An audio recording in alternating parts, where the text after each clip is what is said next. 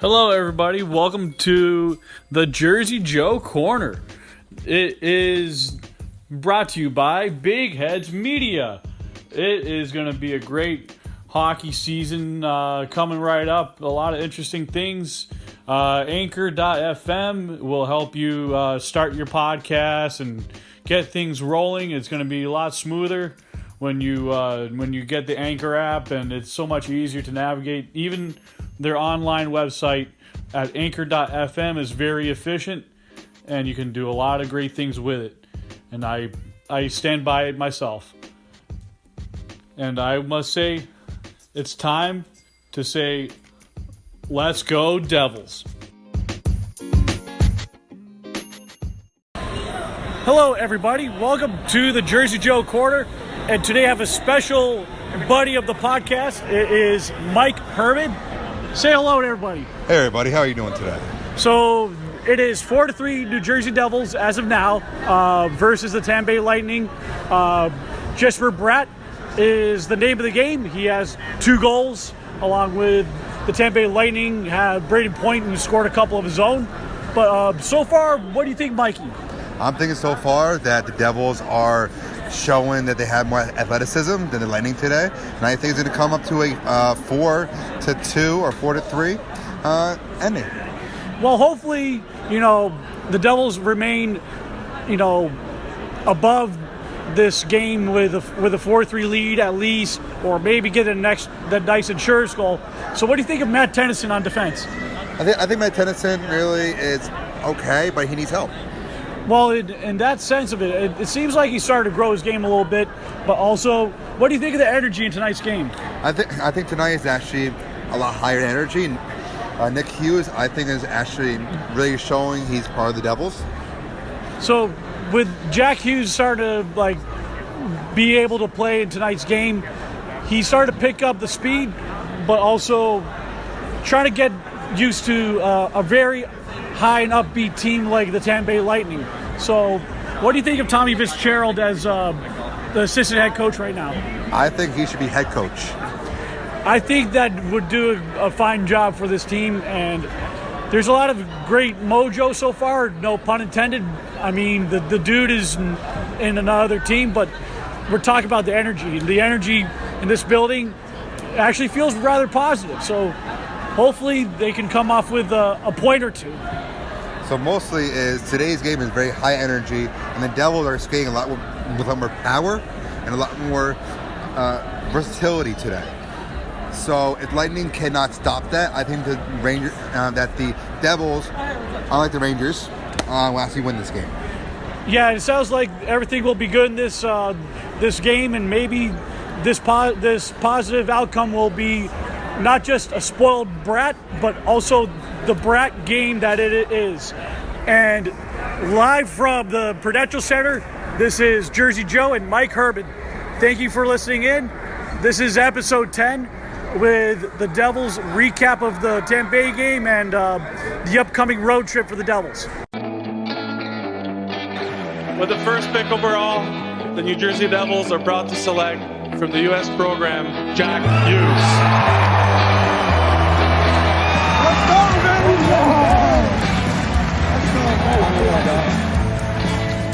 Plays it across, Vatanen drives, score! Sammy Vatanen let it rip. It's a power play goal, and the Devils have opened it up. Oh, my.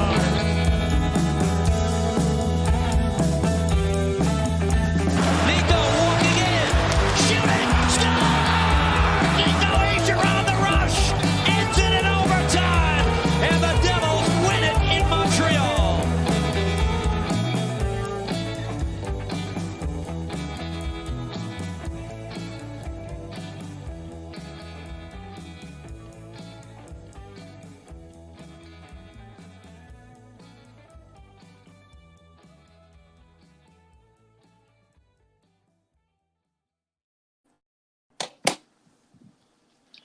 Happy Halloween, Jimmy.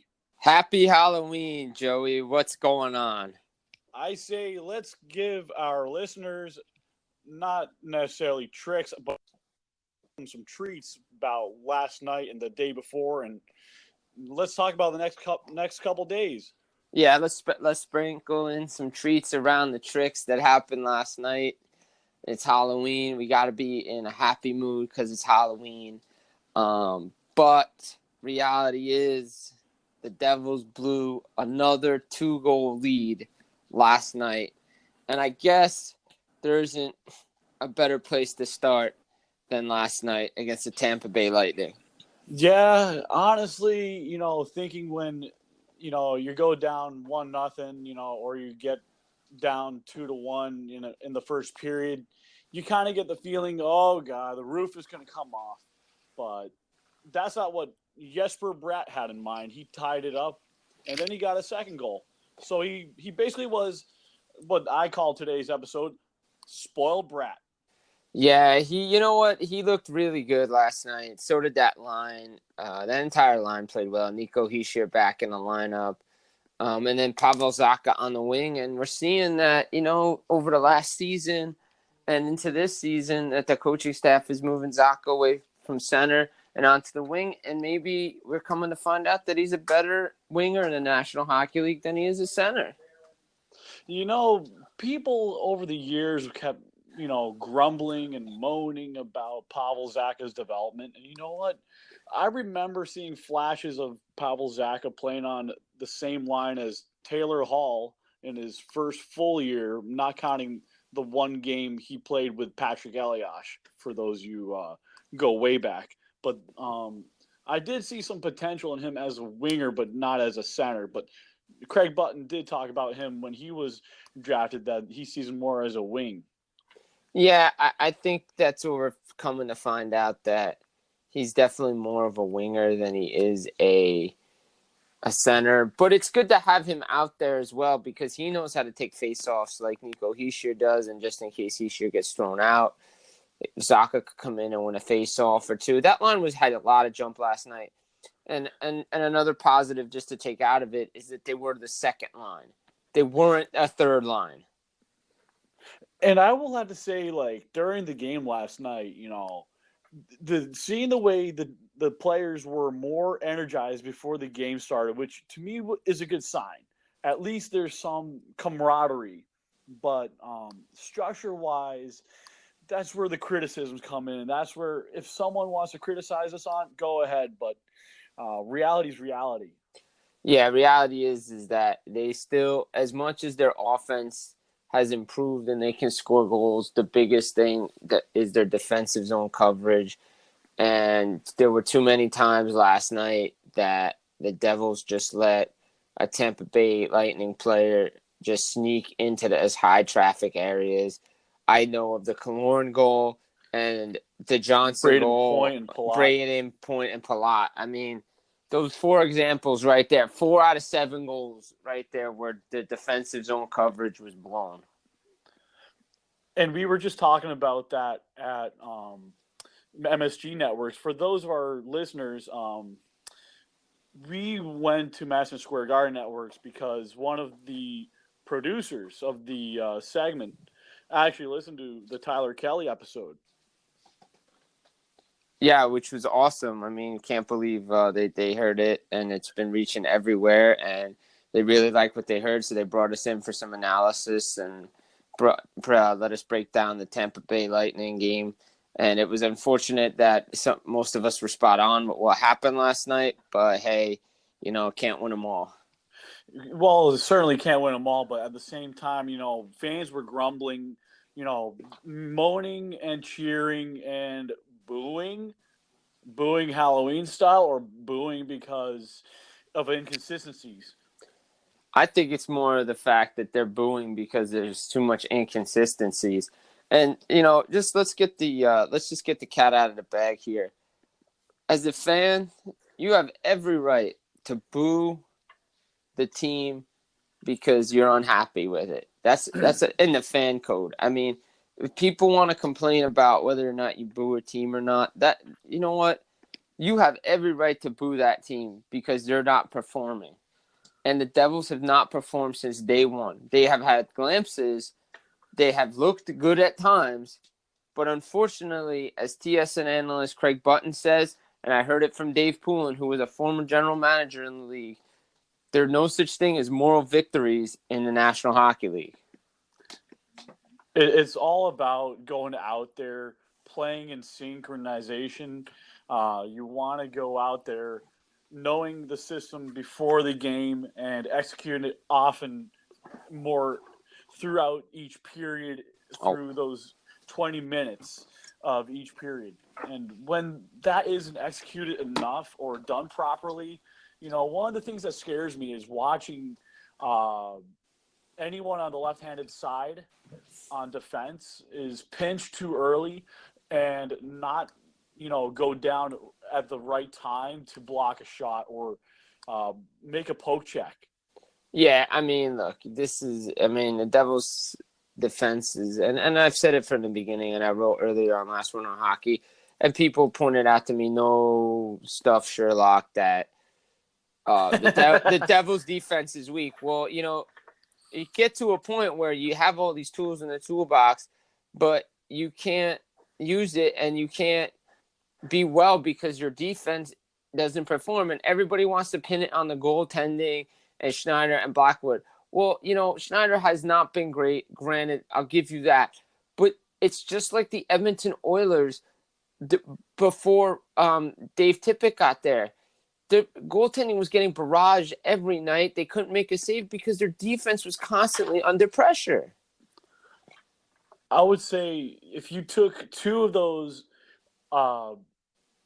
bad pinches by the Devils' left-handed defense and you took two bad goals on Corey Schneider's side, we're looking at a totally different outcome. Maybe the Devils win 5-2, 5-3, whatever. I mean, maybe 6-3.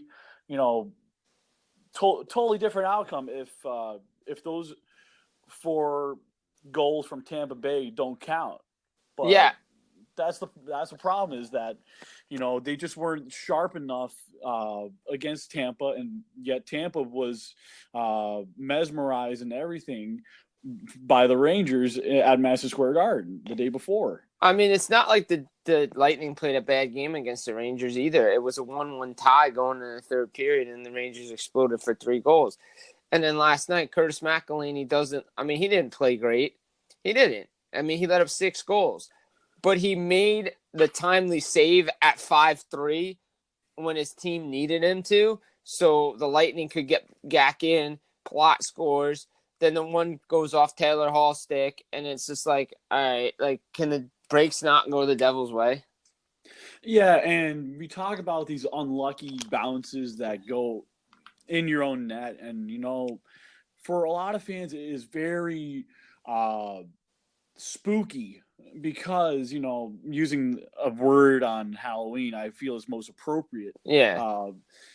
If you think about it, we think we're going to get a treat right, but, sometimes the puck doesn't always go our way. And, sometimes, defenders aren't in the proper position to block the shot or take the puck away. Matt Tennyson was one of the better players last night in my mind, but still no one was really perfect. Yeah, no one was perfect. Palmieri had a hat trick, big deal. It's nice that it was his first hat trick as a Devil, but you know what? To be honest, the couple of those goals were lucky. The last one it just fell right to him. Though the power play was clicking, so they played well there. But that combination, they have to find somebody that can play with PK Subban. I'm sorry, but David Severson isn't the answer there.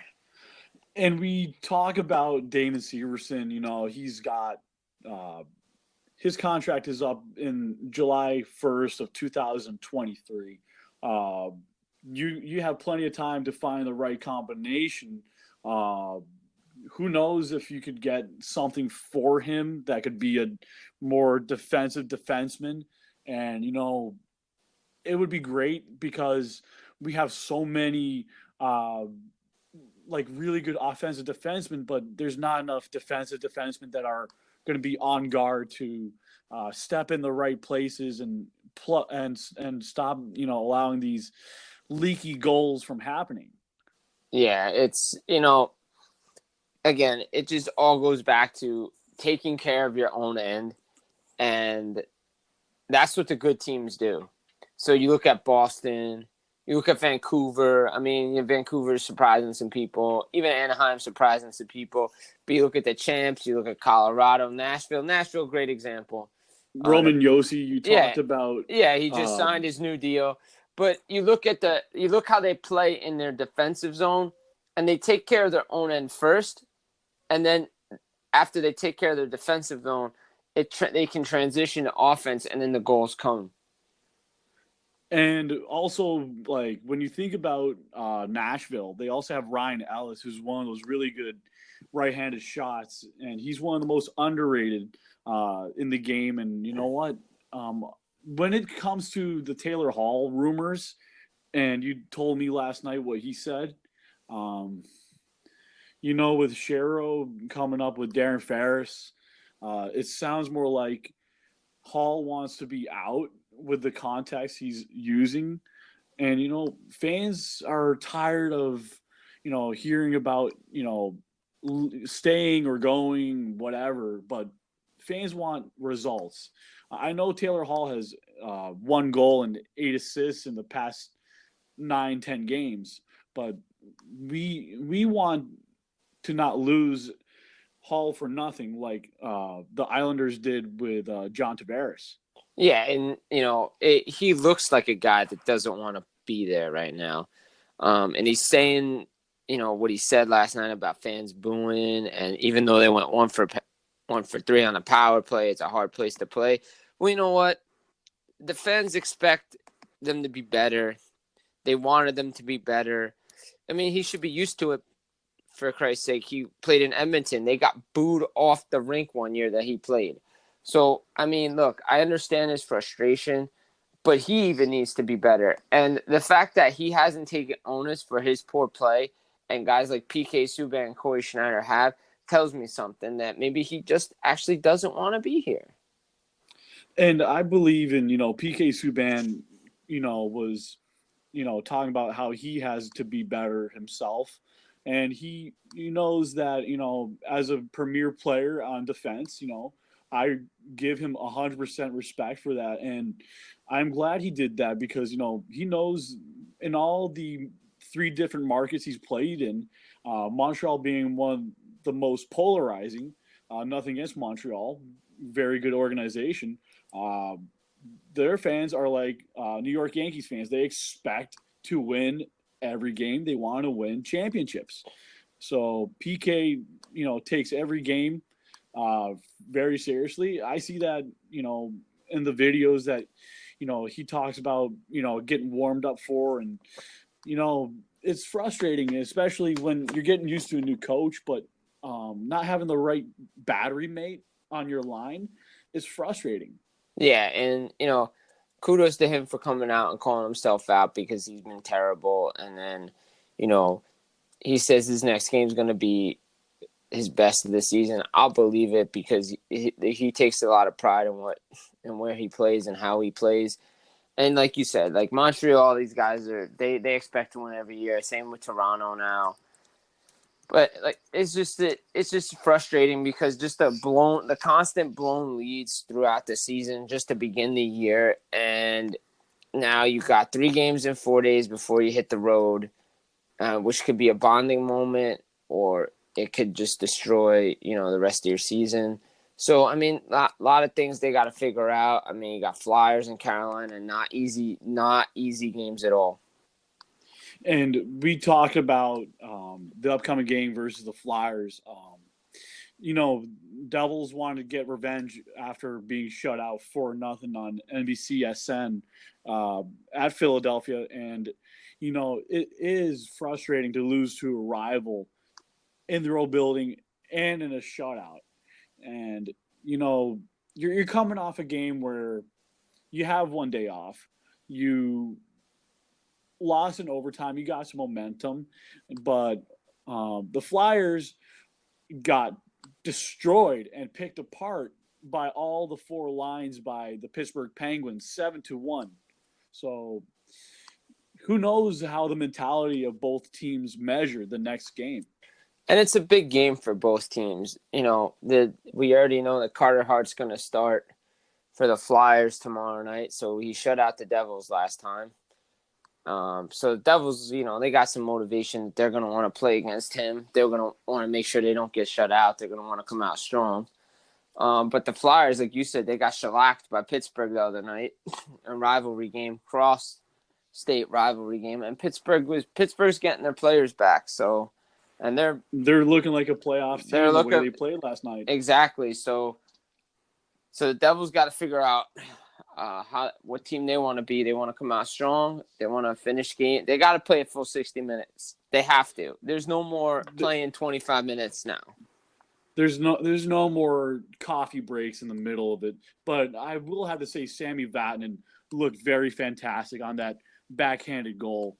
I mean, I was hoping he would bury that one, but I thought they could hold the lead for a little bit longer, maybe tighten up the defense, but they still were a little too loose, and the screws just fell off the bicycle, and it just really the wheels came off. Yeah, and on that Vatanen goal that he scored early in the third period, I mean, I was impressed with Wayne Simmons last night. It had to be his best game as a Devil this season. Just the way he set up a bunch of goals, he was using his big body, and it was great to see. And that's the guy they want. But the fact that he was playing with Zajac and Coleman on a third line and not being out there when he was out there in like defensive situations, but creating offense as well. That's what they need. They don't need him to be relied upon to score goals all the time. It's good to have him, be the power guy, getting the dirty, plays, or what I like to call the board battles. And, everyone wants to win those board battles. And he spread his legs out pretty well on that tying goal that led to Palmieri driving in. And I tell you, he's starting to get more established on the team. And, I absolutely, over the years, he broke my heart a lot, but he won my heart last night in being able to keep the play alive and getting that goal created. Yeah, he was really, really good last night. That line played really well. Zajac was well. And the power play was clicking with Simmons, Palmieri out there too. So, and, Palmieri gets 3 goals. Bratt gets 2 goals. Vatanen gets a goal. I mean, they were finding offense. It's, again, just the defensive part of their game that they just need to clean up. And, I was talking with a buddy of mine today, and we were saying, the team has had time off, 2 games in 11 days. They shouldn't have been given a day off today. They were. Even if you're not going to skate, go in the film room and look at things that can be corrected. That's what they do in the NFL. The day after a game, they go in and they look at things that they can correct. And that's what they should be looking at, the things they can tweak. Just keep things simple. As Zaka said after the first period last night, just keep things simple. I will say this, like, I was rewatching the highlights on YouTube, and just seeing that, you take a silly penalty versus Tampa Bay, odds are someone's going to score. And I believe it was number 77 who scored last night on a power play. I think also Killorn scored. Yeah, Killorn scored, yeah. And Coburn. Yeah. And, those are the things that you really wish that you never give them a chance, because those are guys that establish themselves on a power play. Now, we talking about Philadelphia, that, this is going to be a home game, but, you're going to have both Devils and Flyers fans mixed in there. It's going to be, a crazy atmosphere on both sides. We've seen in the past that, it can be pretty interesting with the way the momentum of the game can be. Certainly, we want to see the Devils get off on the right foot, but not get careless with their defense. Yeah, and they've gotten off to hot starts at home, and that's that's the disappointing thing, I think, for fans, is that they get off to these hot starts. They're playing well, and they just can't protect the lead. And, Philadelphia, they're starting to put things together. Kevin Hayes is playing well. Sean Couturier, James Van Riemsdyk, not forget Giroux. Got Konechny up there as well. And then on the back end, Gostisbehere, Braun, Niskanen, and Provorov. I mean, they have a good team that could give the Devils problems. It's a rivalry game. Devils were up for the rivalry against the Rangers. I hope it brings out the best of them again, because you don't want to, you're going to wrap up your homestand and you don't want to be losing before you go on the road. And also, when you wrap up that homestand, you have a game in Carolina, then you fly to Winnipeg, and between that you have 2 days off. Then after you play Winnipeg on the 5th, which is a Tuesday game, you also have to get ready to go not too far away in Calgary to Alberta. So when you play Calgary, you're going to have to deal with Sean Monahan. You're going to have to deal with Johnny Gaudreau, Jersey boy from South Jersey. And you're going to have to deal with the consequences of TJ Brody. And you got a really interesting team in Calgary that can really be a tough out. Yeah, I mean, you have Philadelphia, and then you're on a 5-game road trip. I mean, they might come back from Carolina in between, but you have a 5-game road trip. You need to figure it out on those 5 games, because, I mean, and right here you have 4. This is big time, because you play Philadelphia and Carolina. That could potentially be 8 divisional point swing, whatever which way, in favor of the Devils or not in favor of them. So you got to win those games. And Carolina plays well at home, as we have seen this season and in the history between the Devils and the Hurricanes. And it's always like, fans always get their hearts broken every time they see, MSG throw on the final seconds of that goal against Brodeur. That literally looked like goaltender interference. A lot of people, still have that burning in their minds still to this day. But at the same time, we don't want to see Carolina doing their surge. And they beat Calgary 2-1. They came back down 1-0 to 2-1. Svechnikov with that lacrosse style goal. Had Riddick. The Michigan, love that. I love that move. Oh my God, it's hard to even master at the NHL level. I mean, that's the first time in NHL history somebody's been able to pull it off. And it happened to be Svechnikov. Then you have the Oilers that you're going up against on the 8th, which is, I believe, a Friday at 9 p.m. So it's 6 p.m. in Edmonton. So you're going up against a team that broke your heart in a shootout. And you know what to expect right now. They have a really good defense. They also have a really good offense. But I do want to see Mackenzie Blackwood on that Canadian road swing, be able to play against the Oilers and the Canucks. I mean, he did really well against those two teams. Yeah, I would like to see Blackwood get more of the fair share of his starts. Similar to what St. Louis did last year when they made their run to the Stanley Cup. They just rode Binnington. You know what? Enough of, Schneider and this and that. Just play. If the Devils are going to lose, just play Blackwood, because he gives you the best chance to win it every night. Yeah, and we talked about on the fantasy moneyline bet thing, at MSG Networks. We talked about the odds of a team winning a game.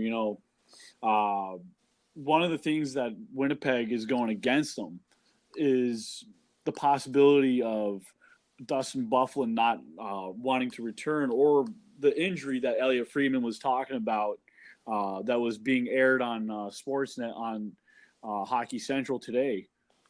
Yeah, I mean the Bufflin thing that story's crazy because last night it was reported that he had ankle surgery last week.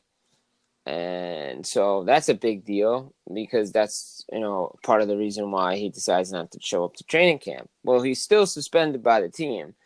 But it begs the question, why didn't you just show up to training camp, have a team evaluate you, go on injury reserve, and get paid? Because now if the injury is a result of him playing hockey, he can go after the team for money lost.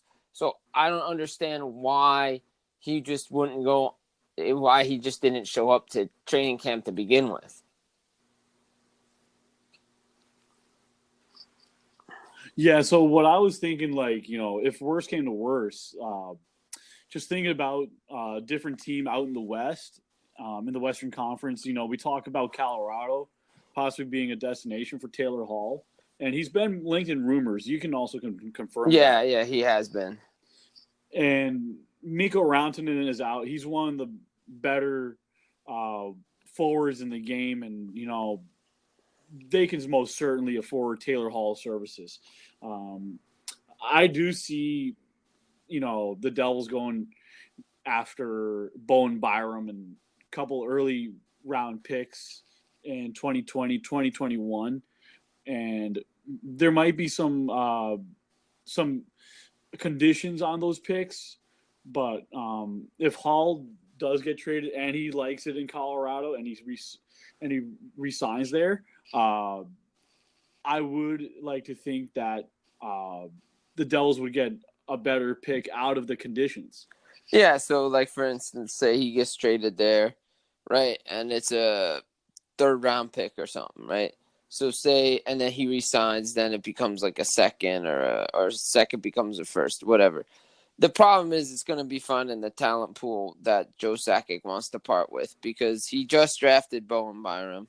Samuel Girard, the more I think about it, might be a guy you could swing out of there. But offensive-wise, you might have to go after a guy like Donskoy or something else just to get some scoring back. Defense is great, but, you need that. You need the offense if Hall's going to leave. Yeah, it's you talk about the offensive side, just checking out Colorado, they have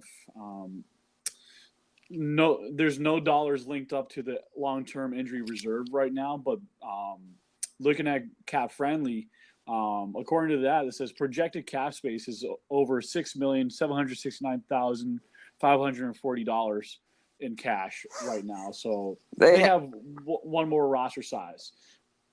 Yeah, they have the room to go after Hall. It's the question is whether or not Sakic is what he's willing to part with.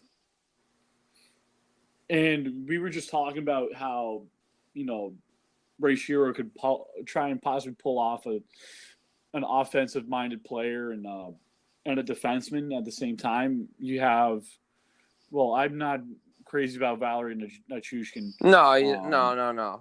I think after coming back from the KHL, I don't trust him. You have Matt Nieto who's there. You have Colin Wilson. Matt Calvert, but he's 29. No, nothing against him. It's just I think he's peaked. You have Andre Burakovsky, who's only at $3.25 million. He'll be a restricted free agent in 2020. And you have JT Compher, who is a center and right wing.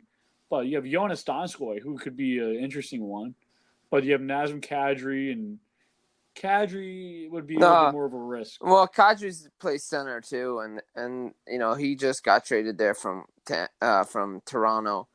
So I think they like what they have. The thing is it's going to be interesting because when Rantanen and Landeskog do come back, they have good depth scoring right now, but if Hall was added to their mix there, they would be really good.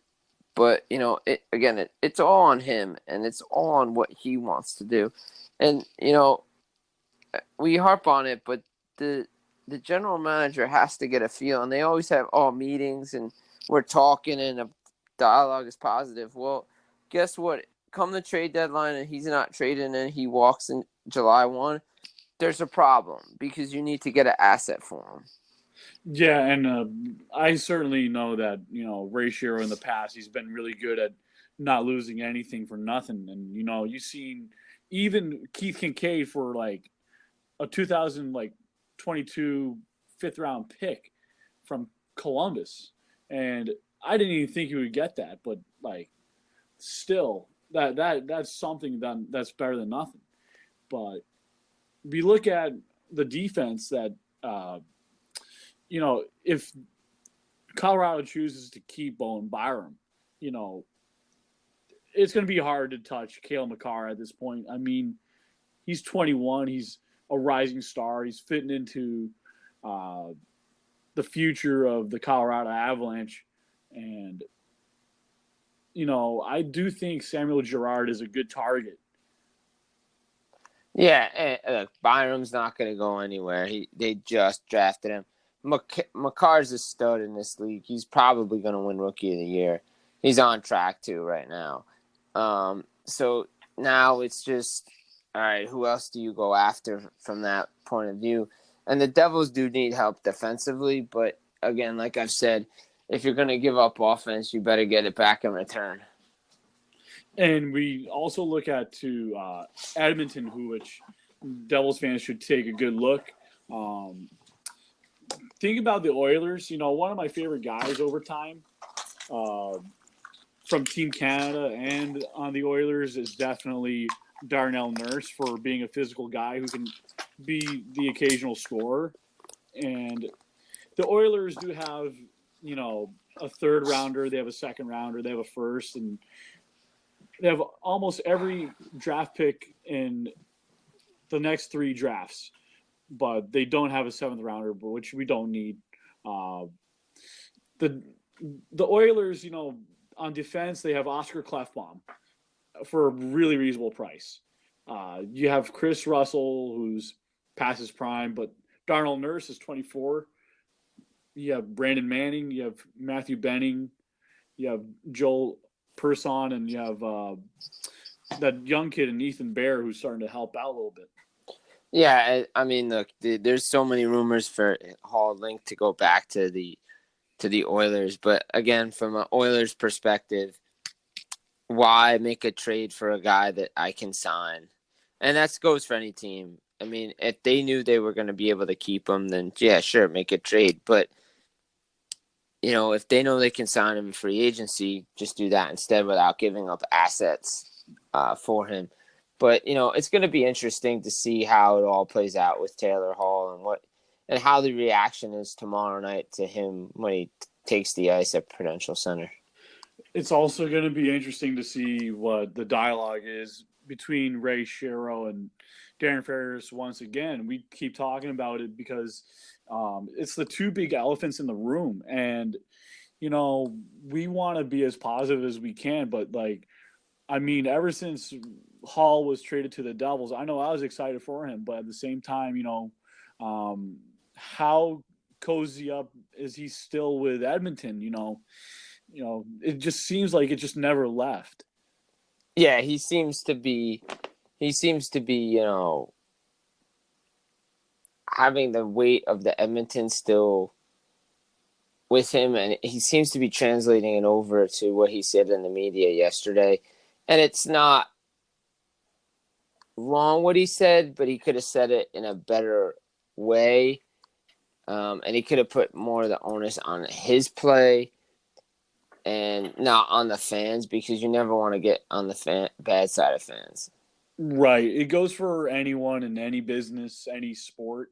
For me as someone who goes to the games, and watches, you want to have, people be held accountable. I mean, anyone who does any other podcast or anyone who's a writer who covers what a certain player just said, when you cover what they just said, live, there's a record of it. And, when you speak those words, you got to hold yourself accountable. But me, I always have to hold myself accountable, even when we are, critiquing things, it's one of those things that, everyone has to do in this business. Yeah, you got to hold yourself accountable. I hold myself accountable for things that, questions I ask, the things that I write. People ask me, why'd you write it this way? How come you? But yeah, exactly. I like the fact that they have taken ownership. But again, I don't know if the Devils have taken ownership as a whole of the coaching staff, because it just seems that they're just following the same pattern over and over and over again, and they're not able to break the cycle, and they're just in their own way and in their own heads, and they haven't been able to put, 3 complete games together, let alone 3 complete periods together. And of course, I don't want to hear anyone talk about, lose for Lafreniere or Byfield or whatever. I mean, you're only like 10 games into an 82 game season. You still have 72 games left to make up ground. When we talk about a coaching change, and Tommy Fitzgerald was overseeing John Hines last night as well on the bench. He certainly is going to have to eventually tell Ray Shero, hey, it's time to make a change. We hate calling people out and calling for certain changes, but we see these things day in, day out, and it's sometimes it gets tired, like listen to the Sharks song 24/7. Yeah, and a different pair of eyes is always good to have in the locker room and on the ice, but there's just something that isn't clicking, and who knows what or if they're going to be able to fix it. Like I said, the biggest thing that I've seen is that their defensive zone gap coverage is not there. And then last night on the game-winning goal, you can't have 3 guys chase 1 guy behind the net. I don't even know why you're going behind the net in the first place. Guy can't score from behind the net unless he's trying to do the Michigan move, and you could see that coming. So they can't score from behind the net. So don't chase him and just stick with your man. Well, yeah, Bratt was out of position on that one, and of course Corey Schneider wasn't able to get up very quickly, and who knows if that shot was missed, by Tyler Johnson, but he was set up perfectly on that one, though. I mean, Johnson's been around for quite a while, and so he's seen these bang plays. He's lived up for them, but I still wouldn't have put, Bratt and Hughes all on the same line. I would have put Nico Hischier with Jack Hughes in that situation, because Hughes has dealt with so many 3-on-3s, and Hughes is getting used to being a young stud in this league, and there's a lot of learning curves. And I remember yesterday my buddy asked Ken Danico, like, when are we going to get back to the glory years? I said, he said in his tired voice, Daniel goes, they're a young team. They're really trying. They're going through a learning process, and I respect a good man like Ken Danico for talking about how these young guys and veterans alike, trying to learn on the fly, but at the same time, there's a lot of growing pains still, and a lot of fans, are bashing certain things on and off the ice. It's just, it's like putting the same quarter in the merry-go-round. Yeah, you go up and down and around. And look, I understand where Ken's coming from. They are a young team. But maybe the one thing that, I might bring this back out of the archives, because a long time ago I wrote an article when I was reading about the Patriots and what Belichick did, was he took away everything in the locker room related to the past. He cleaned it out and made his teams, unique. And don't worry about the glory days. Don't worry about what happened in the past. Forget about the past, because it's in the past. And I think that's what a lot of the fans, and I think a lot of the players need to realize is they're not gonna, those glory days are gone. and they're not going to come back anytime soon. But they can come back if this team can, play well together, and they're building something. And that's what people need to realize, but it's not going to happen overnight. Though this was the year they were supposed to take the step in the right direction since there were tools in the toolbox.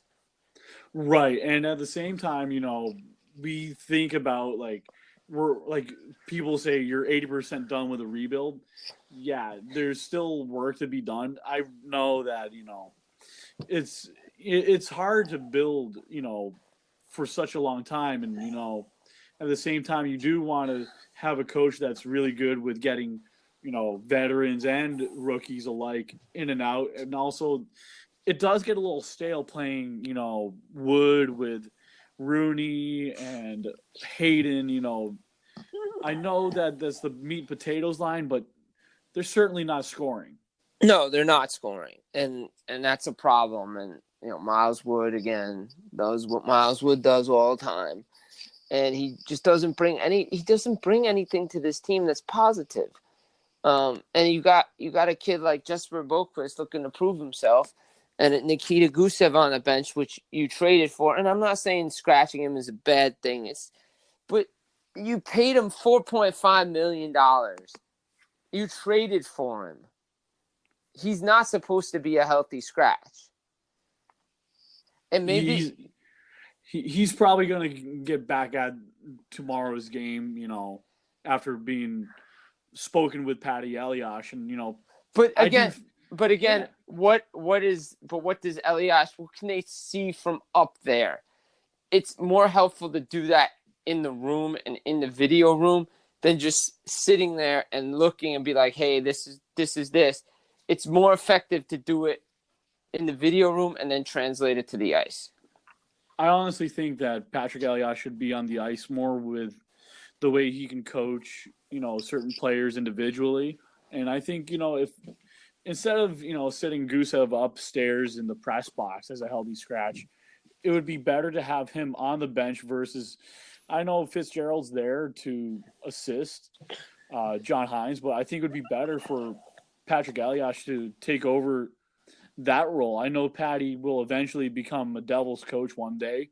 I do think Gusev is going to snap out of a defensive funk, and he's going to be able to get those nice little turnovers like he did against Panarin and use that more often in the neutral zone, and hopefully be able to play on his strong side, which is on the right wing versus the left wing. Yeah, I like what Gusev brings to this team, and I really, really like the fact that Elias has been around this team. I really think he should be a coach too. He just has a knack for helping the players, but again, it's all what he wants to do. I mean, he likes to go back to Czech Republic with his family. I don't know how much he would like to travel all the time. He's just doing it really now when they're home. But it would be ideal for having him on the road and on the bench, but also having like tablets on the bench as well to while guys are taking shifts, they just look at, maybe they see something that coach points out for like quick 15 seconds to be like, did you see this? Close this gap here, and then boom. And also, one of the things that I liked about Patrick Elias, not just now, but like what I saw when he was one of the coaches for the Czech Republic team, and the World Juniors for the under 18s, he actually did a great job, trying to get, players open and working on certain things that the Czech players needed to do to pick apart certain plays. And they got all the way to play a very stacked USA team with like Jack Hughes, Matthew Boldy, and so on and so forth. I could name almost the whole team if I had to, but that was probably the best U.S. draft class ever in Team USA history. Yeah, and the fact that the Czech Republic, matched them stride for stride and played really, really well is a testament to what Elias has brought to Team Czech Republic and what he could bring to the Devils, along with, someone who'll remain nameless who works for the NHL Network that we've been harping on about who could join this team. And I think that person would be fabulous in joining in. But who knows? But we do have an analytical breakdown statistically. Just looking at the shot percentage of Devils, Jesper Bratt has a shot percentage of 33.3%. You can put that on last night, matter of fact. And That's great. I mean, look, he was shooting the puck. The time off did him well. Sitting down watching the game did him well. But again, I tell everybody, okay, it's one game. He was expected to play better after being benched. Can he consistently do it every night? I think he can. I mean, if you keep him on that same line with, if I recall correctly, it was with Zaka. Mm-hmm. You know, if you keep that same line intact and Coach Hines doesn't keep mixing up the lines constantly during the game, you allow them to play better defensively and keep producing offense. And I did see the Devils play the 1-3-1 on the blue line yesterday, on the opponent's blue line. That actually wasn't bad. No, it wasn't bad. It seemed to work a little bit, but the thing is, the Lightning have so much speed, and that's how you break the neutrals. The 1-3-1 trap is with speed, and that's what they did when they broke out. They would break it with speed, and you could see that's what they did. But yeah, I mean, looking at Hines' track record, when a line is producing well, he usually keeps them together for a while until they stop producing. I mean, for the longest time, the one season, the Devils had Nico, Hall, and Bratt going because they were playing so well together until they weren't producing, and then they split them up. So I wouldn't be shocked to see Zaka, Heischer, and Bratt playing again tomorrow night. So I'm looking at the goals, and for the Devils right now, Kyle Palmieri is leading the team with 6 goals. Sami Vatanen with 3. Jesper Bratt and Blake Coleman and Gusev are tied with 3. Then you have Zaka. You have Hughes tied with 2. So this is not bad. I mean, they're starting to balance out, but the problem is we keep talking about is the defense's part. Yeah, the defense has to be a lot better. I mean, just going down the line, you could see. I mean, Dave Reed was talking about it last night on NHL Network. Just the defensive zone, breakdown. I mean, you have talent. They can score goals, but they can't protect the lead. And I think they're just in their heads right now when it comes to protecting leads. I really do. And we also talk about when you don't want to get too comfortable with the lead. You know, you want to be physical. You want to be able to not be too relaxed in your own zone or the offensive zone and give up a lot of turnovers. It's certainly one of those things that fans fear even having had been up 2 goals. Yeah. I think that's just the biggest thing is like once the Devils do get a lead, how long is it before they blow it? And that's always a great fear for the Devils fans right now, considering how much they've blown leads over the past, few weeks.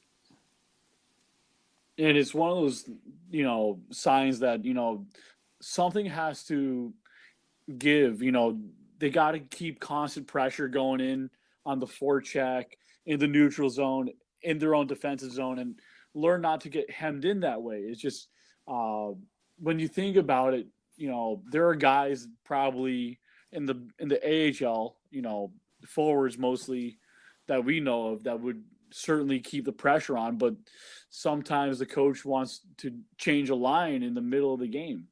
Yeah, I mean, and the one thing I was looking at last night is with the Devils. So they're up 5-3, or it might have been 5-4. I don't recall, but Taylor Hall tries a behind the back pass, and Dave Reed makes the point. Instead of trying to make the simple play and get it deep, the Devils are trying to look for that next goal to score. And that's all well and good that they want to, try to get more goals. But you need to protect a lead. And that's how you do it. You dump the puck in. You go work in the corners. You kill time. You don't let anything happen. And then when you make bad turnovers, then odd man rushes do come in. Yep. And we talk about how the Bruins have been very successful in recent years, and the Winnipeg Jets have been very good like that. They always have like a big guy or two on their own wings, and they've been able to keep the pressure on and just not allow those weak little plays to create some sort of counterattack against them, and they've been able to shut other teams down. Yeah, and like when the Devils were really good, that's what they did best. They just locked it down. They didn't let other teams have opportunities to tie a game. They went after it. They took their chances. They just were always attacking, and they were in the offensive zone. They were playing hard on pucks, and now they're not, and that's the telling sign. I mean, this team, Coach Hines wants this team to be, fast and attacking. That's great, but where's the supportive side? Exactly, where is the support? And you need the support. And I believe if you let Nico Hischier and Jack Hughes play a little bit more, and maybe if you throw in Boqvist one of these games, maybe if they can build chemistry on all three lines, and maybe you save your fourth line to neutralize the other team's gritty players, and make them force their best lines to go up your best lines. So it has to be played in a more simple manner versus overcomplicating things. Yeah, you can't overcomplicate. And the 2 wins the Devils had, they didn't overcomplicate things. They were smart. They executed the game plan perfectly. And look, did they get lucky against Vancouver? Absolutely. If Vancouver could have hit the net, the Devils would have lost the game, especially on a power play. They didn't, but they won. But Mackenzie Blackwood played outstanding in that game. So you have to give kudos to him. Now, going forward, it's going to be interesting to see how they things. The KISS method always seems to work. I like that method. I really do. A lot of people do. I teach that to my kids all the time. So just keep things simple. Just dump the puck in, go after it, and work. If it passes there, great. If it's not, don't worry about it.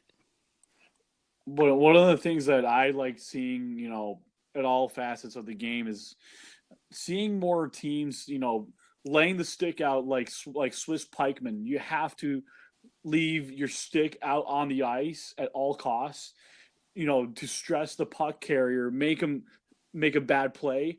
And, who knows what happens if you get a nice little apple turnover and you could cash it in at the bakery like that and score. I mean, when the Devils did that little, shot blocking and sticks in the lane versus the Rangers, that's the kind of hockey I want to see every single game, regardless if it's a home or away game. Yeah, you have to get pucks in the lane. You have to get your stick in the way. You have to just – there was too many – last night, there were too many gaps. You have to limit the gaps in your own zone. That's what I'm talking about, taking responsibility in your own zone. Because once you take responsibility in your own defensive zone, good things happen in the offensive zone, because when you play good defense, it leads to more scoring chances. And we would like to see, the coaching amend these styles. Yesterday, players certainly didn't time the shots right. They didn't time the passing lanes properly. They all sounded like they didn't quite have a plan going into the next period, and they just seem out of place. And both teams looked pretty mediocre. I hate to say it, but I know Tampa Bay is a better team, but they themselves, were on the same level as the Devils last night, and it's one of the reasons why we went to overtime. Yeah, I mean, the Devils were mediocre last night. The Tampa Bay Lightning were definitely mediocre last night. There's no ifs, ands, or buts about it. They just got the timely goaltending from McElhinney that the Devils didn't get from Schneider. Straight up, that's what happened. No ifs, ands, or buts about it. Yeah, they have more firepower. Yeah, they do. But you like we talked about at MSG Studios on Tuesday, was it? That you can't give a team like Tampa Bay chances to score on a power play. You just can't do it. And it's just one of those, simple things. You don't give a team like Tampa Bay extra outs to play with. I mean, I've given a baseball reference because, the World Series was just finished. But for our fans out there, when you give those extra juicy chances, like on a power play, or you give them extra time in your zone, it feels like someone's going to knock in a run, or in this case, score a goal. And there were a couple of goals that shouldn't have occurred last night, especially the one that dribbled off of our own Devils player. Yeah, I mean, that was just a lucky bounce. But again, it was karma, because you look at what led to it. Taylor Hall makes a bad drop pass behind the back. Tampa Bay comes out of their zone, heads down towards the Devils zone. Puck gets put on the net. It goes off of him and in the net. And it's unfortunate, but that's the way the puck bounces sometimes. And it would have been nice to hear Hall say, hey, you know what? It was my fault. It was my fault. I messed up. I shouldn't be making passes like that. But instead, he's complaining about the fans booing, which tells me it's getting to him, which also tells me that he doesn't want to play in New Jersey, which is fine. And I'm okay with that. But then you need to tell management that. And then we can go from there.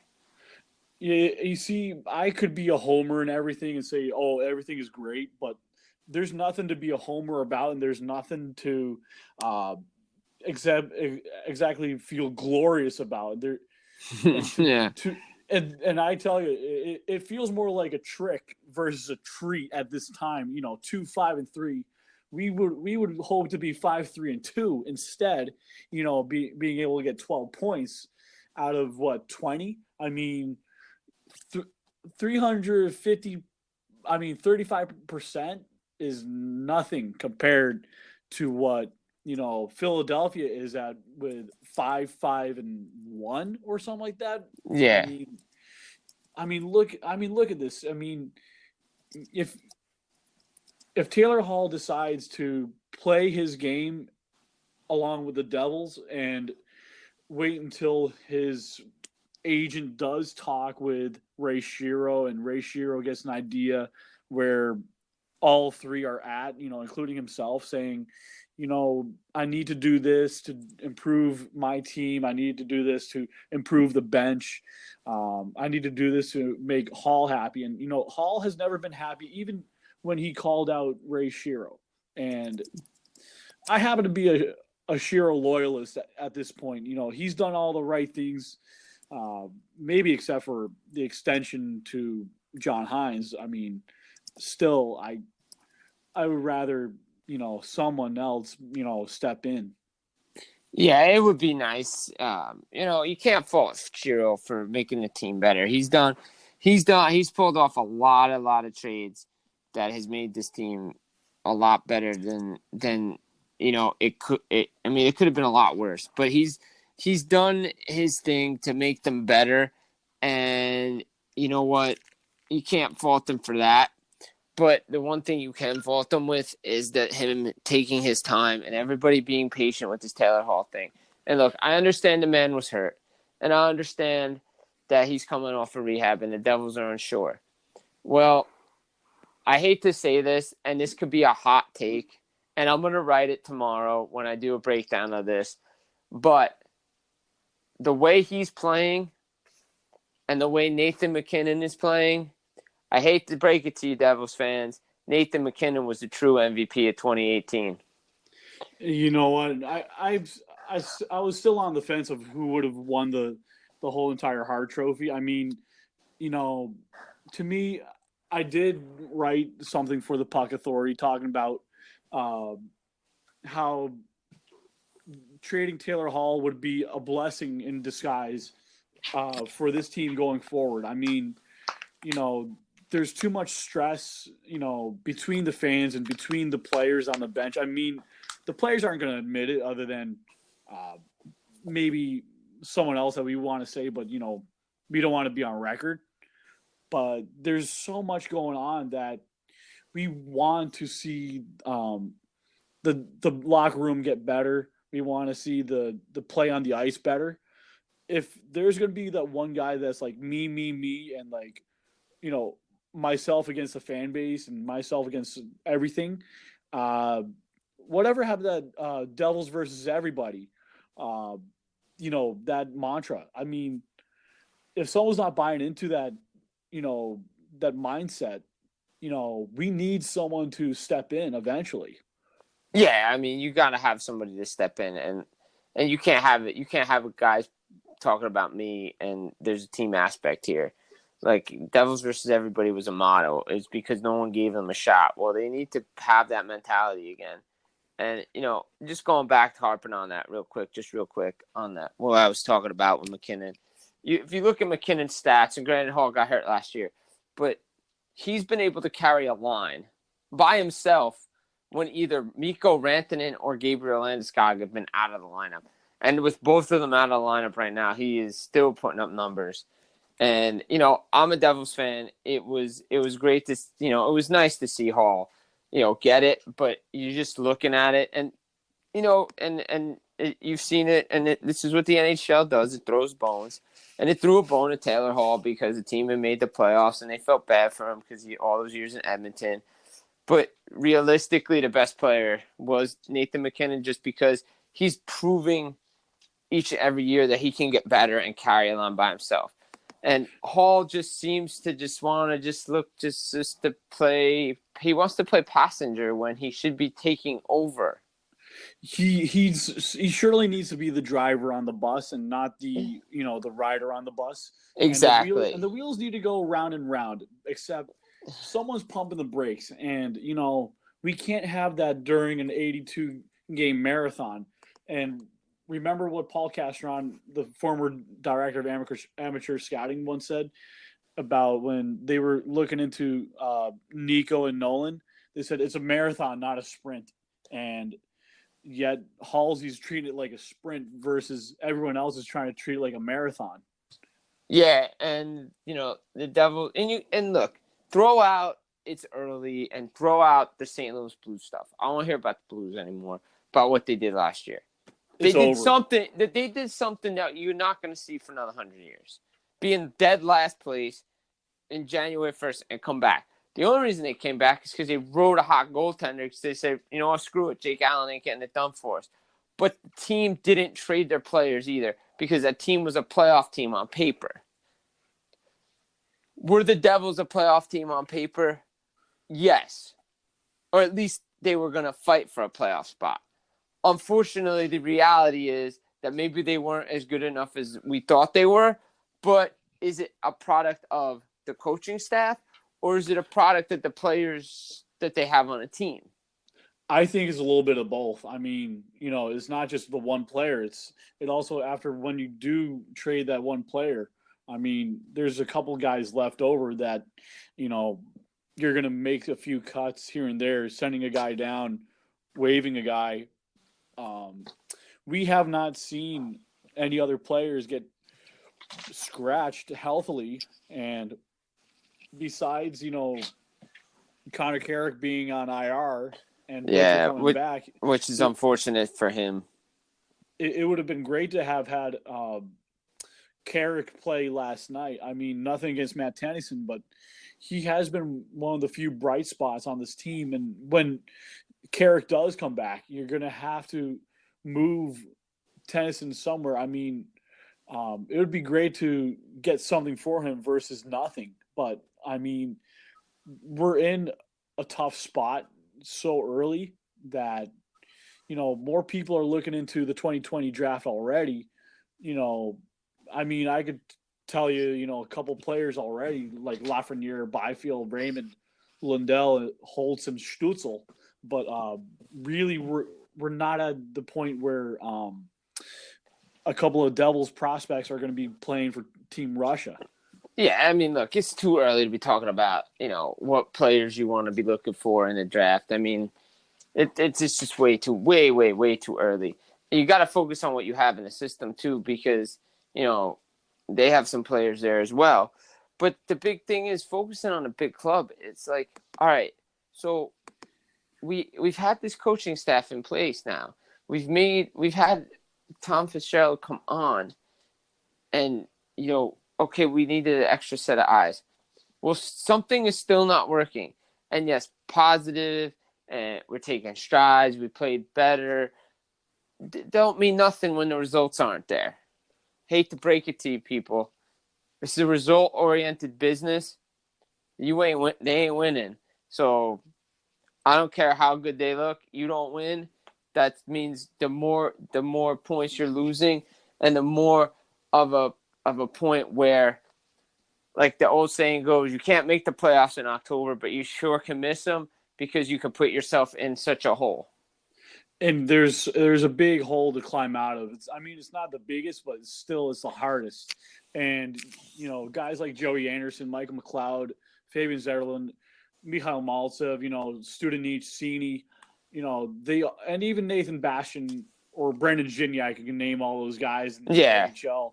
They know they certainly would love a call to play for the Devils as soon as possible. I mean, just thinking about how crazy it's been, not seeing any movement after the first 10 NHL games, it would be great to see some new blood injected into the lineup, and maybe things do change.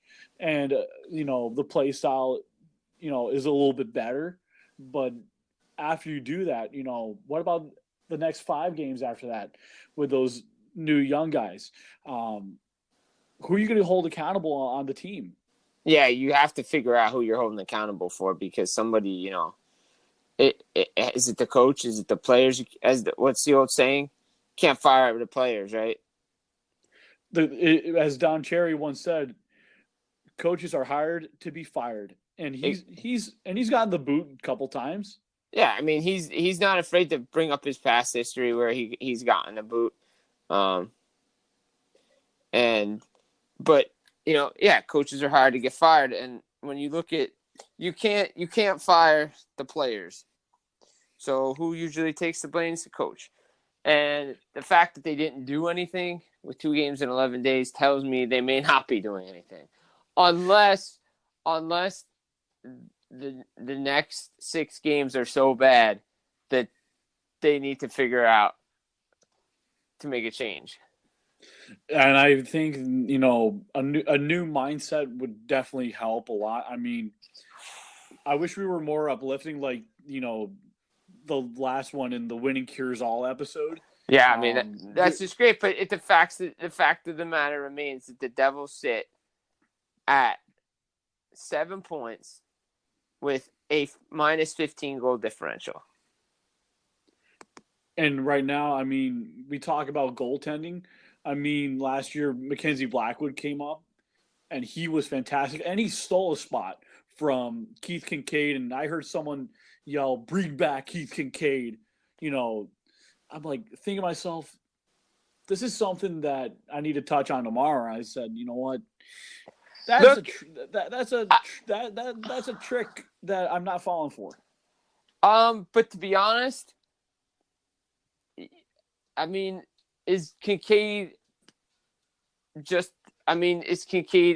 as bad as Schneider? No. He's actually a little bit better than Schneider, and he was one of the reasons. And here's a little tidbit for everybody out there who thinks that Keith Kincaid's a bad goalie. the Montreal Canadiens picked up Kincaid for a reason. Granted, he's played a lot of the tough back-end back-to-backs for them, but he's looked well doing it. He's picked up points for them. Even though he has a winless record, he's picked up points for the Canadiens. And the Canadiens were calling for him during the season last year. So that tells you they've been looking at him for a while. Now, the problem is like you said, Blackwood come up and took it from him. Well, the problem is Schneider can't push anybody anymore. It appears to be that's a problem for him. He's the one being pushed, actually. Yeah, so, but he's not raising his game, and his game is getting worse. And not better. But again, that's a product of the defense in front of him is not giving him the opportunity to succeed because these guys have to do too much. And at the same time, the Devils could call up Jill Sen from Binghamton, and he is an absolutely athletic goaltender. He's 6'5", just like Blackwood, 192 pounds. For our listeners who, use the metric system, he's 196 centimeters tall, and he has a weight of 87 kilograms. So he has a good frame. He's really good athletically. I would like to see him eventually, get called up to New Jersey, because he displayed a lot of athleticism, and his really best attributes are how he can move side to side and be able to steal games. So, he's only 23 years old. Yeah, eventually his time will come up, but I think in my opinion, really, I think the Devils should just roll with Blackwood and see where the chips fall, because he's the guy, and he's given the Devils the best chance to win. And, Keith Kincaid he played well for them last year and the year before, because everybody forgets that he's the reason why the Devils made the playoffs. He stole those games, and yeah. Nothing against Kincaid, but just like last year, he started to, tumble with the defense, and then Blackwood came in, he bailed out the defense, and, there comes a time where a GM around, the trade deadline in February, you got to move someone, to get something back. And the problem is, sorry to cut you off there. The problem is I was never a fan of the trade because it didn't do anything, because he didn't even play. They got a 7th round pick for him when they really should have if that was the best they were going to get for him, might as well have just kept him and just ride the season, since the season was lost at that point anyway. Actually, in that trade, it was actually a 5th rounder in 2022. So yeah, but still, could have kept them. He could have kept them. Really, you could have really just kept them. And what would the harm have been? And no harm there. And you could have actually then put Schneider on IR or just done something with him to, give Blackwood and Kincaid, just their time to finish it out, because he was a UFA anyway.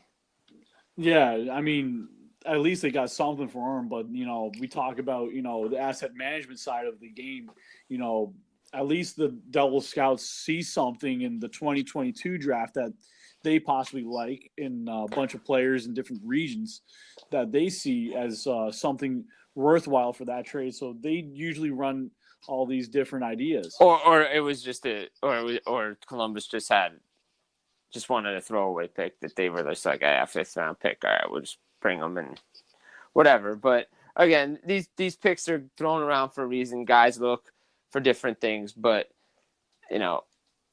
it's just hard to see with a team that had so much expectations this year, that the struggles that they're going through. And I hate to say it, but we did it the first couple episodes.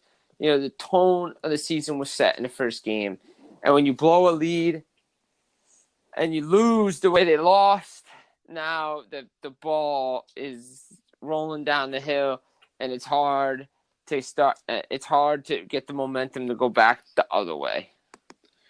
And it's hard to get uphill. I mean, it's only going to get steeper from here. And, more fans are feeling down and out right now. I don't blame them. Mm. I for one, every game is like, at least they got something going, but it's the defense and the goaltending at the same time isn't all in sync with the offense. The offense is not the problem. No, the offense is definitely not the problem. It's the defense that's the problem. And there's a number of examples, and maybe one day we'll bust out the YouTube and we'll bust out the video board to show people what we're talking about when it comes to defensive zone gaps that are left wide open when guys are left right in the middle of the slot to score, and they usually do score, like last night against Tampa Bay. And the triplets just killed them again. I mean, that's what they do. The Johnson, Polak, Kucherov, just, points just beat them up. They played well. I mean, but like you said, both teams were mediocre. McElhaney was just as bad as Schneider, but he at least made a couple of saves. And, Schneider had, no excuse for that, but, that was his first time in quite a while that he's been able to play. But he wasn't as crisp as he was in the first two periods in the game versus Winnipeg before he got cramped. Yeah. And I know it's hard for a lot of even the higher ups, like when I heard Dano talking about how I could hear in his voice how tired and it's the growing pains that we keep talking about, and you would like to see, someone new come in, player wise, whatnot, be able to handle a line like the triplets. And when you go up against the Flyers, you want to stop the Konechny's, you want to stop the Provorovs, you want to prevent Giroux from getting hot. And you think about it, you're like, now we got Carolina, and you got to stop, their defense from scoring. You got to prevent, Svechnikov from getting open. Yeah, I mean, Carolina's defense is unreal. What is it? Well, the last stat I saw was 19 goals in 26 games. Or 19 of their 26 goals came from defensemen. I'm imagining that stat went up even higher now. I mean, Dougie Hamilton on the back end, Jacob Slavin, Jake Gardner. They're doing what Nashville was doing, was building on the back end. And hey, good for them because they're figuring out how to play under Rob Brindamore. And Rob Brindamore was a hard guy to play against, and his team is a reflection of his style on the ice. Not to mention, Eric Haula up front, Nino Niederreiter, Jordan Stahl, Teo Teravainen, Sebastian Aho, who has gotten off to a slow start, but you got on the back end besides Hamilton, Gardner, Slavin, you got Brett Pesce, Trevor Van Reeves, like Joel Edmondson, Hayden Fleury. And, it depends on who Carolina goes with tomorrow night, but, Mrazek's been great at home for them, and, he's won their last couple starts. It's going to see if they're playing tomorrow. They are playing tomorrow night at home against Detroit, so it'll be the backup, probably Reimer on Saturday. But look, he's even good, and Carolina has a team that is dangerous.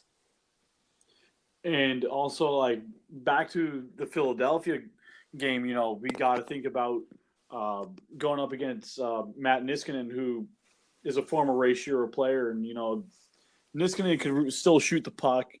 And you got to be careful that, he doesn't get going. And Provorov is still a young kid, and, he could do damage. And Sanheim can still produce, and along with Robert Haig and Samuel Moran. Yeah, Carolina has a great team. So does Philadelphia. I wouldn't call Philadelphia a great team, but they're a rival. They have good players. They just have gotten off to a slow start. New coach, Alain Vigneault. So, and I was wondering at the beginning of the season how well he fit in with them. But these are two big games for the Devils.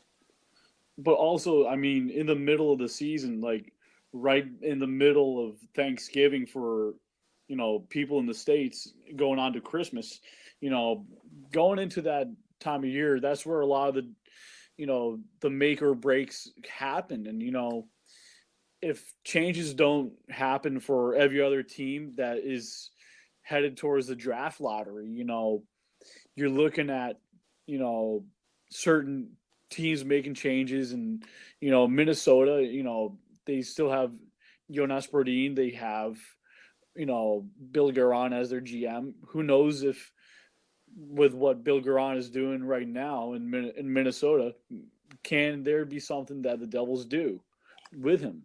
Well, the thing is, Guerin has stated that he's not going to do anything right now. He just wants to see how it plays out because, Bruce Boudreau was on the hot seat, but he wants to be patient because he's new with this and he needs to see all the pieces. And once the team is healthy, can they start producing? So it's going to be interesting to see, how many teams actually stay patient, like Doug Armstrong did last year with the St. Louis Blues. And he was lucky to basically win the other kind of lottery, was going from last to worst. And, another reference, worst to first, it's really, like you said, one every 100 years. It feels like that happens. Yeah, it's crazy to think that, the Blues were in last place and on January 1st, and then all of a sudden they win the Stanley Cup. It's crazy, but hey, things happen. And it's mind-boggling when things like that happen. And, we see teams like the Detroit Red Wings have been so good for so many years. And, they've, been in a tailspin too. So nothing's perfect either. But they're lucky to have Steve Yzerman as their GM, but, Jeff Blashill is their head coach. So Blashill I wasn't crazy about for Team USA men's, making some, roster moves that I didn't like certain lines being played. Yeah. But we know what Yzerman has done in Tampa Bay with that team. Give Detroit a couple of years and they'll be back to what we know Detroit can be. And so, it's, the Red Wings, they're a young team, but they're relying on one line to score. And when the one line doesn't score, you can see that they're struggling. And they did get Brendan Perlini in that trade. And right now, just looking at Detroit, reason why I like looking at Detroit is because, Tyler Bertuzzi is a former player he's a current player of a former NHL player, who has been a thorn in the Devil's side before. And who knows if, he's a guy that, a team like the Devils would get. Yeah, it'd be interesting to see if the Devils could get a guy like that. But again, it's so early that it's so hard to see what teams want to do that they have to wait till the trade deadline, really. I mean, hold a second. We got breaking news. Renaud Lavoie on Sportsnet 590 said he's hearing that the Devils are looking for a third goalie via the trade market. Again, who you gonna go get? Who's out there? You're gonna bring a guy in. You're gonna bring a guy in that has 1 year left on his deal, or you're gonna bring in somebody that has multiple years on his deal, and if they're bringing in a third goalie, who do they have to give up, and what do they have to give up? I mean, everybody talks about Antti Raanta.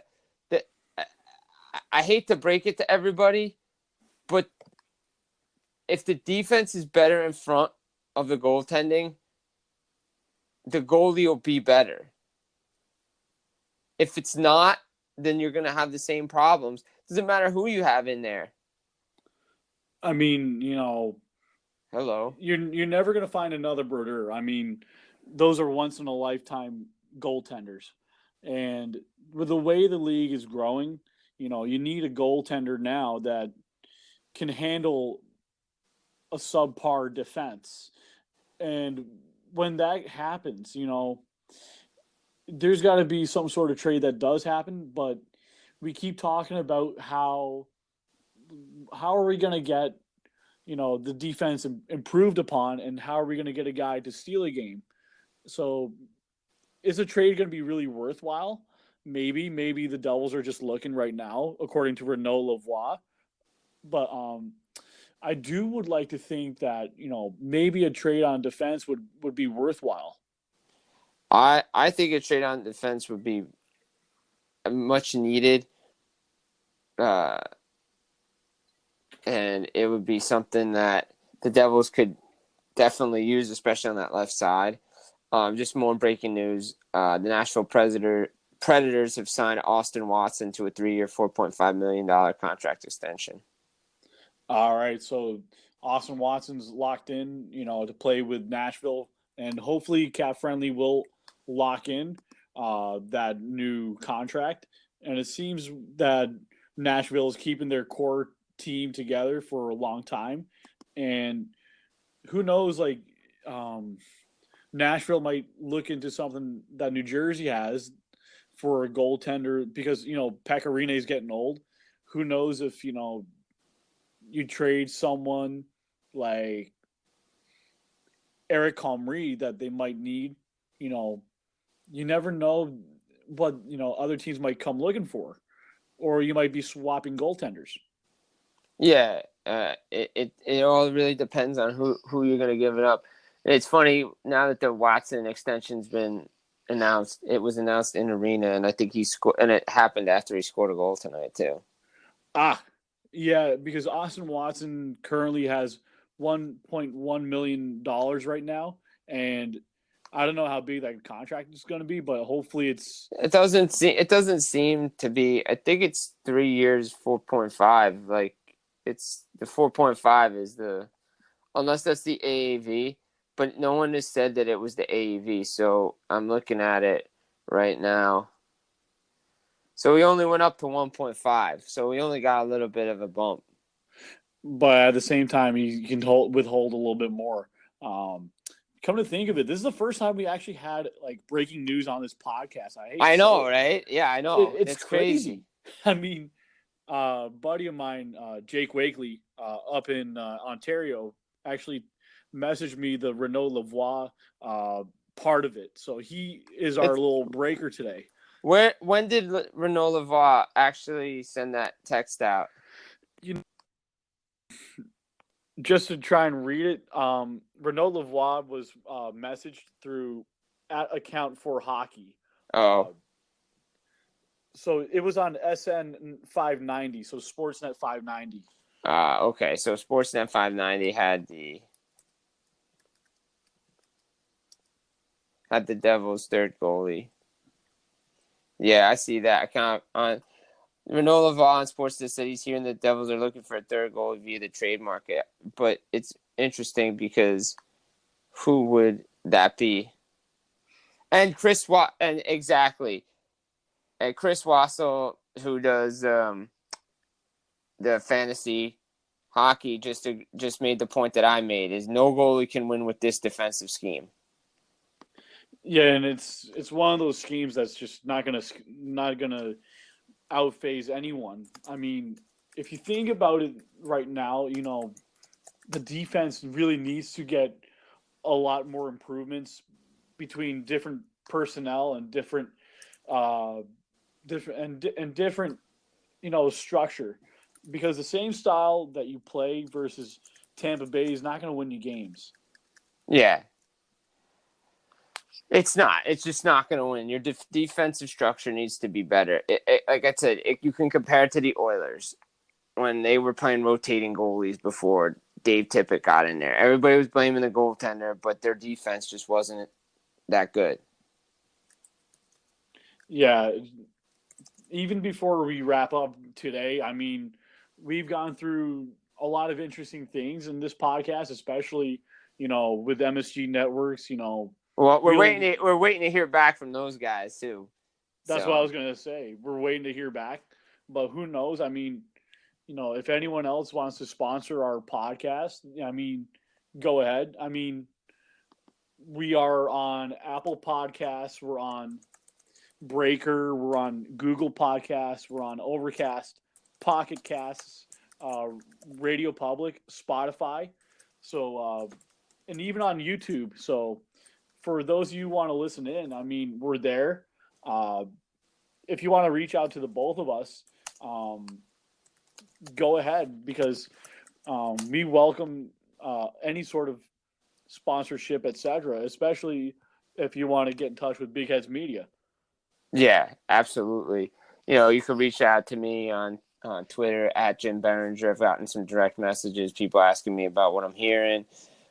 Picked up some more followers tonight in regards to, thanks for you tweeting out to this morning in regards to, or it might have even been last night, in regards to our podcast coming up today. So I got some retweets about that from, some guys that I work with at lastwordonhockey.com. They were all excited about that. So they're tuning in, and we're just here to bring in the news. And like I said, it doesn't matter what the Devils are gonna do. It's the defensive scheme needs to change, and that's how it's gonna win hockey games. Well, I have to give a good shout out to our listeners in Neptune City, New Jersey, Dumont, Belmar, Lodi, Newark, Harrison, Maplewood, Bloomfield, Hawthorne, Oakline, Bergenfield, Piscataway, Lakewood, Livingston, Jersey City, Trenton, Englishtown, Rutherford, Irvington, Freehold, Cassville, Fairfield, Orange, Chester, Morristown, Clark, Patterson, and Manahawkin, and even Spring Lake and Pompton Lakes are all listening in to this podcast this year. So that's our New Jersey makeup. That's great. I mean, town's just right near me here in Bergen County, and town's near you down south. So, I mean, look, the Devils, everybody loves the Devils. Everybody's enthusiastic about the Devils. And, unfortunately, they're not playing well right now, but that's okay. But we're here to bring in an analysis after every game. Is real quick, we're going to try to shoot, and I might be speaking out of turn, but we're going to try to shoot for our next episode in between the Carolina game and the Winnipeg game before they hit Western Canada, so we can go through a little True North experience. It would be True North, strong and free. From far wide, O Canada, we stand on guard for thee. So, yeah, I just quoted O Canada. So maybe we'll shoot for we'll probably shoot for Monday night because the Devils are back in action. And they're Tuesday. Plus, we don't want our fans and listeners to have too much of a layover. Be like, oh, why do we have to wait so long? Come on, man. Like, dude, we're ready to hear something. Like, guys, we work for a living. Like, trust me. If I could do this every day, I would. Unfortunately, I have to work. I have to be on the road as much as Joe has to work. So now I'm on staycay. So, he's on staycay right now, but tomorrow night, just keep an eye out, man. And if you guys see me around in the building, I'd love to talk to you. It's gonna be an interesting game tomorrow night. They have to come out and play better. We're gonna see more things tomorrow morning. Come the morning skate, I'll have stuff updated, and I'll have my 2 cents around that tomorrow morning. And by the way, for our fans and listeners, in Romania, Brazil, Canada, Australia, United Kingdom, and Thailand, right now, it appears November 25th, Spotify is taking over the technical side of Anchor.fm, so there will be a lot of improvements and tonight's been fantastically smooth for 95 plus minutes. So it really has been awesome that, there hasn't been any technical glitches. And I said I'm going to be a little bit patient through that time and see how things go with the transition with Spotify, covering Anchor. So this is great for us growing as a podcast. And maybe during, that time when the team does play more games, maybe there will be more content, not just behind the scenes, but, maybe there'll be a couple extra interesting wins, and maybe we'll get even more, interesting. Yeah, it's an interesting time ahead, for sure. I want to be positive, and I believe they're going to be able to turn this thing around. So stay tuned for more. And happy Halloween to everyone internationally and domestically. Be safe. And also, don't be afraid to reach out to us on Twitter, Instagram, Facebook, where you can find us talking about the Jersey Joe Corner podcast and all things Devils. And if you have anything that you'd like to hear, like, for instance, our buddy Anthony DiPaolo, who works for the New Jersey Junior Titans hockey team as a broadcaster, we might just have him on. Yeah, I mean, I'll talk to my buddy Anthony DiPaolo, and him and I go way back playing some hockey. I refed him and his brother in the outdoor league here in North Jersey. It's funny, he asked me to do PA for them down in Middletown. Unfortunately, it's not that the drive was bad. It's the fact that I'm so busy, and Saturdays and Sundays are tough. Saturdays especially are tough. But I'll definitely reach out to him, see if we can have him on. And, just stay tuned for more interesting things. Definitely going to do more fantasy aspect probably coming up soon, see who we can get on, and go from there. And there will be a lot more to mention over the upcoming month. And with October officially in the books, maybe the Devils can dump the puck in October and just go play on a new sheet of ice, literally, and, get off on the right skate and skate in the right direction, hopefully, going forward. Yeah, October's in the books. November 1st tomorrow. All the ghosts and goblins of October are gone. And a happy Halloween to everybody out there in Devil's Land and in the hockey world. Because tomorrow is November, which means it's getting colder. Leaves are starting to die more. Leaves are dying. Winter's coming. And, it's just going to be a lot of hockey. And if the Devils can, forget about this month and then move forward, that'll be good for them and the psyche of all the Devils fans out there. And it would be great for Devils Nation, Devils Universe to rejoice in the month of November, and hopefully we can, enjoy this, wonderful sport that we know and love, and people can enjoy listening to the podcast in a more happier tone. Yes, absolutely. It's funny. I tweeted out the comment. I did a comment tweet from an account for hockey that said Renaud Lavoie about his hearing it. And I said it didn't matter who's in net. The defensive scheme needs to change. This is the same problem the Oilers had before Dave Tippett got to Edmonton, and I've already had 3 likes and a retweet on it. So people out there know exactly what I'm talking about. And it's good that, you're reaching out to a guy who has a lot of Twitter followers, and, someone's going to eventually catch on to what you said, and they're going to come over to this podcast. I know other Devils podcasts are more negative, nothing against those guys. I mean, they do their thing, but we like to be honest, straightforward, and, be fair. We want to be even keeled and not, go overboard. Oh yeah, we're gonna give you the facts. We're not gonna give you all negative. We're gonna bring a positive because we did tonight. Maybe the tone was not in the voice, but there were some positive things last night. But but now you got to focus in on winning games against Philadelphia and Carolina. And I will say this, a lot of fans are starting to listen in, nowadays, and we're starting to expand. And with the help of Madison Square Garden networks, they actually, listen to us. And I actually had to tell them that we're only less than one season old. We're officially 10 episodes old. Yeah, we are really just 10 episodes old. And you know what?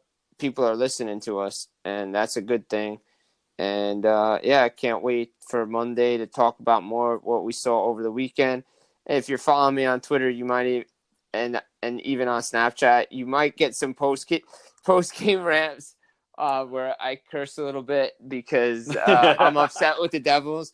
But apparently my friends like it. So if you want to follow me on Snapchat too, for a little post-game analysis, I this morning one of my friends texted me. He's like, "Hey, where's the post-game analysis on Snapchat?" I said, "Don't worry, it's coming." Last night I was just so frustrated I didn't want to do it. But tonight I gave it to them again, and they loved it. So just look for that. That was tomorrow night. They're at home taking on the Flyers. 7:00 puck drop.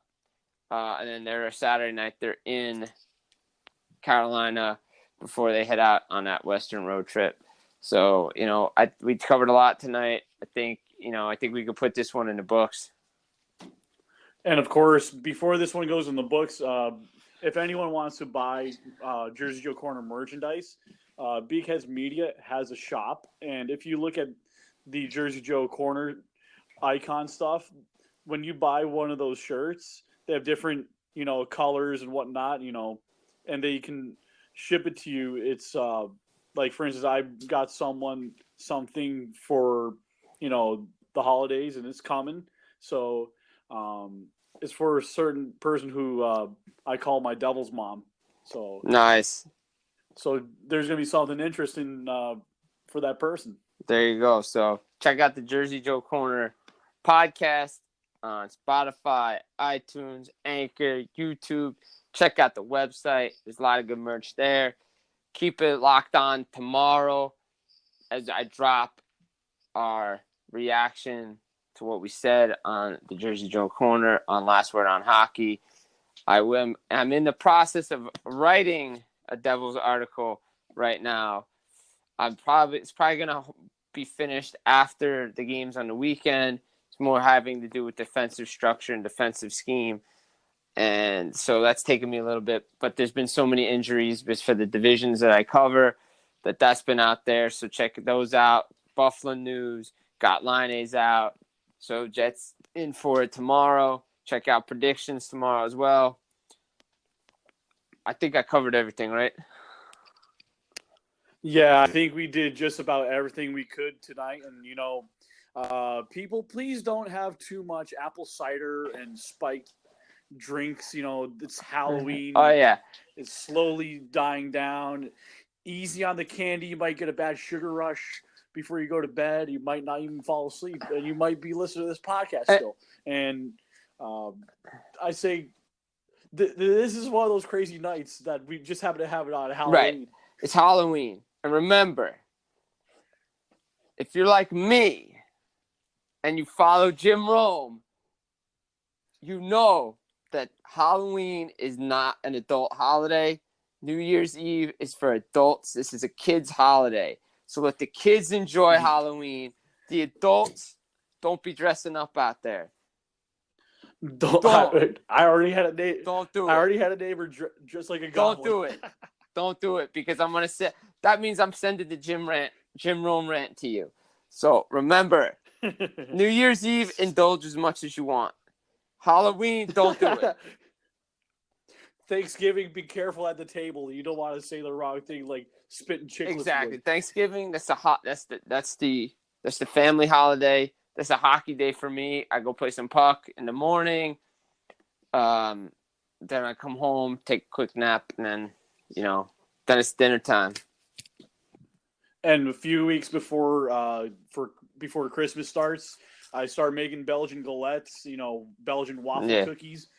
And it's great to have a bunch of them ready and bring some to work and share a little bit. And it's good to keep the holiday spirit going. And hopefully the Devils play with some holiday spirit going into Thanksgiving and into the new year. I mean, it would be wonderful if they could start on the It right would be foot. great. Now October's in the books. Everything bad is the month is over. Start anew tomorrow. We're ready. We're waiting, and we'll see you back Monday night.